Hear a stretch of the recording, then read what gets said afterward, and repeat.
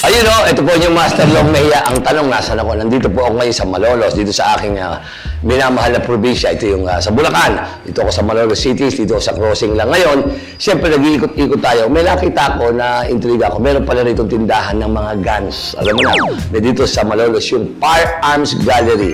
Pero siyempre, kailangan pasukin natin. Kumbaga saan mag-window shopping tayo. Kumbaga matindi window. Pero alam niyo po, ang unang-una, siyempre, ang paghawak ng baril, kailangan niya may responsibilidad. Responsable ka, hindi basta hawak ka. Pero hindi ko alam kasi mga ganyan katanungan. Kaya tatanungin natin yung owner kung paano at ano ang dapat gawin pag bumili ka ng baril at ano ang mga proseso. Tara, pasok. Push.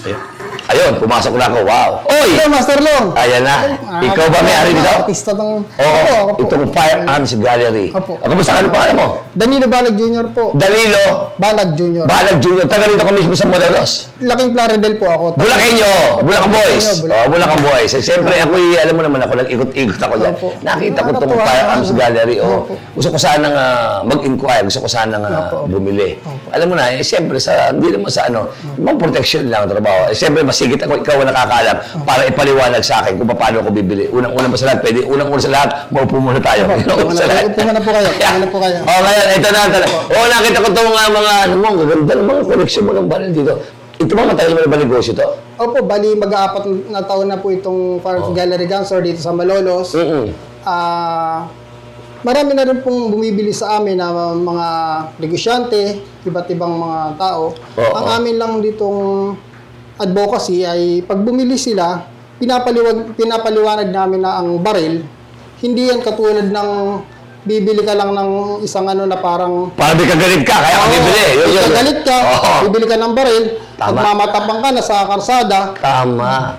Yung mga road rage, yan ang sobrang pinapaliwanag namin sa kanila na halimbawa, nagkamurahan kayo sa karsada, huwag nyo isasali yung baril. Walang kinalaman yun. Kung halimbawa may permit to carry ka, pwedeng maribok ang ang baril. Lisensya mo. Wala, enta mo lahat.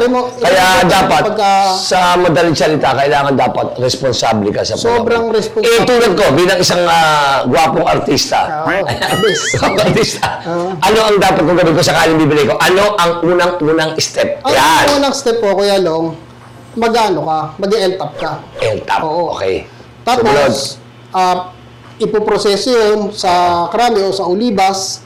And then, pagka ipinroseso yun, mag-aantay ka, kailangan pasensyoso ka. Okay. Kasi, iba-validate nilang lahat yan. Sila ang merong may karapatan mag-validate niyan. Tayo, taga-pag-proseso lang, taga-antay lang tayo ng mga proseso na yan. Ngayon, kapag halimbawa ay natapos na ang LTAP, diyan na ngayon ipoproseso yung lisensya ng baril. Tabo, yun na. Tsaka yung permit to carry kung i-allow nila. Doon sa Krami lahat yung transactions nun. At saka siyempre, pagpunta mo doon, pipili na ako ng baril, pwede yun, para papalisan ko na itong baril na ito. Gusto ko yun. Teka, may tanong lang ako sa'yo, itong tanong na ito, maraming iba't ibang klaseng tao bumibili ng baril sa'yo. Meron na bang naka-enkwentro na tao na bumili na ginamit sa illegal? Yung ganyan. Wala naman po. Medyo sensitibo yung tanong ko, ha? Sensitibo po eh. Wala po ako. Wala naman. Pero ang dito, na-enkwentro ko, minsan, may mga tao na, halimbawa, lalapit at naghahanap ng walang papel, yung hindi na siya dadaan sa proseso. Basta bibili na siya ng baril? Oo, hindi. Hindi ko pwede yun? Hindi ko pwede pong i-entertain yung gano'n. Una, tigit sa lahat, Iglesia ni Cristo ako. Ayun, siyempre hindi mga ko yung pwedeng Pangalawa, meron mga lisensya sa tayong... Dapat sundin. Hindi. Tsaka ako, bago ako makapagtayo ng gun store, maraming mga lisensya na pinagdaanan. Isang tanong, bakit mo naisipang pasukin ng ganitong uri ng negosyo?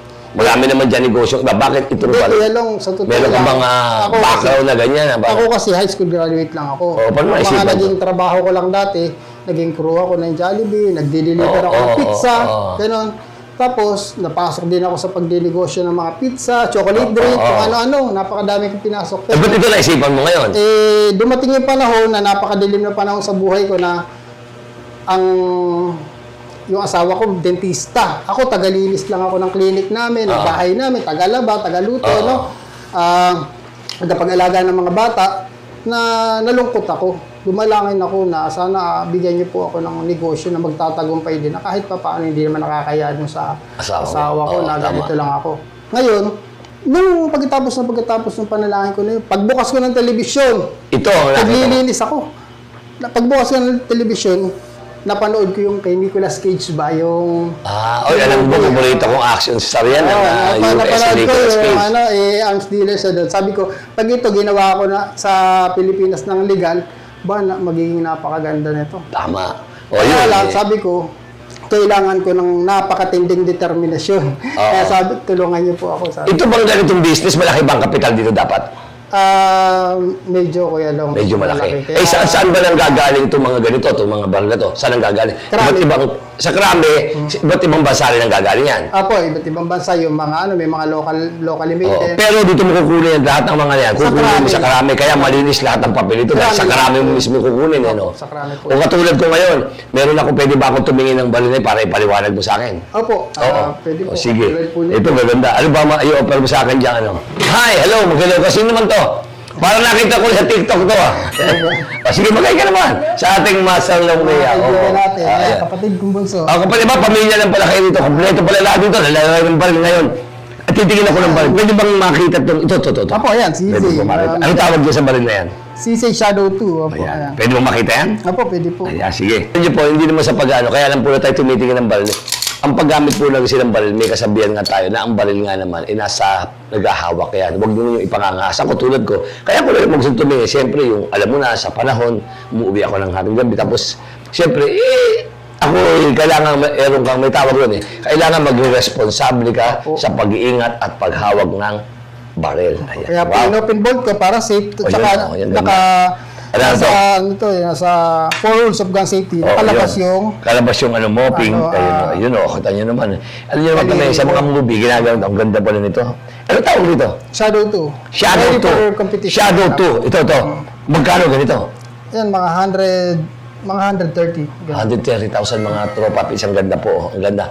At lahat ng mga nagnanais na bumili dito, andito lang po yan sa May Malolo City. Tapat ng Kapitolyo ng hindi sa Bulacan. At alam ko bang ibang sa ibang branches ba sa ibang sa Manila? Wala pa po. Dito pa lang? Dito pa lang. Parang nakikinig ako kakalat to. Kaya Baka magkakaroon ka niya, no? Malaking pasalamat ko kasi yung advocacy mo, naipakilala ko sa yung... Walang problema. Alam mo naman ba sa Bulakenyo, tulungan lang naman sino man di magtutulungan. Di tayo mga magkapaprobinsya. Ang ganda. Ito isa naman na to. Ito. Ang ganda po ng mga baril. Pero tandaan nyo, pag bumili kayo ng baril, kailangan responsable kayo sa paghawak ng baril. Marami naman tayong kaibigan na may nagko-collection ng mga baril Siyempre, lahat naman halos ng ating mga kaibigan din, ng mga sa showbiz, may mga baril sila. Ito pwede ko makita to. Apo, ito naman po.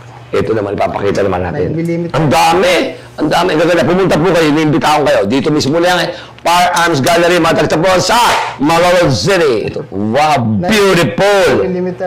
Ang ganda naman. Ang pogi-pogi mo. Ang ganda, Parang bagay sa akin. Alam niyo po ang paghawak ng mga baril. Alam niyo naman ako, ayun, Sus. Ayun, ganda. Beautiful. Ayan po. At ito ay, magkano naman to? Yan ay around mga 20,000. 20,000 ito. Maganda rin, Simple pala. Ay, napakaganda. Oo, simple kailangan to. Maganda. Malinis na to. Ayos na to. Ayan, okay na yan. Ang una tapos, nandito to. Tulad ko na sinabi ko sa inyo, lahat po nang nagnanais bumili ng mga iba't ibang klase ng baril. Nandito lamang po sa Firearms Gallery. Hanapin nyo lang ang ating kaibigan. Danilo Banag Jr. po. Danilo Banag Jr. At eto, meron ko bang FB page? Firearms Gallery Gun Store, FB page po. Ayun na, sa page. Pagka umorder sa inyo at gusto nga bumili, yun lang hanapin. Apo, yan. Sa bagay, nakalagay. Ganito kagaling sa Magic. Ito, page nila. Ayan, kita yung page nila. Ayan. Ayan lang. Whoop! Abangan niyo po. Paano? At napakaganda ng mga nakitang baril. Salamat. At siyempre, ano masasabi mo sa mga nagmamay-ari ng mga baril naman? Ayun, ang may masasabi ko lang po sa mga nagmamay-ari ng baril, huwag niyo pong gagamitin ito sa pag-iinit ng ulo, kahit kailan. Halimbawa man, ay nasa daan tayo, nagmamaneho tayo, meron tayong may nag-cut sa atin na napakainit ng ulo. Wag, no? Huwag niyo idadama yung baril. Tama. Wala siyang kinalaman Tama. sa anumang usapin na ganyan. Talagang napakaganda yan, siyempre. talaga. Kailangan talaga yung, tulad na sinasabi ko, yung pag-awak ng baril, disiplinado ka. Thank you, para Danilo. Maraming salamat sa iyo. Dito, tandaan niyo po, ito yung Master Longmea. At iniimbitahan kayo dito sa Malolo City, tapat ng Kapitolyo, ang Firearms Gallery! Hello, thank you, boss, thank you. Danilo, ikaw rin, ilan mo na yung ano mo. Baka ilan mo na yung ano mo, TikTok mo. Sabihin mo na, para mapalo nila. Hello po, Follow po sa TikTok, isang 8 po. Isang 8. Ayan, tandaan nyo, hindi dalawang 8, isang 8. Okay. Thank you very much. Ito yung Master Longmea sa isang YouTube channel ko. At sa aking FB page, follow nyo lang po ako. Ay, maraming salamat sa inyo. Dito lang po yan, sa Bulacan, Malolos.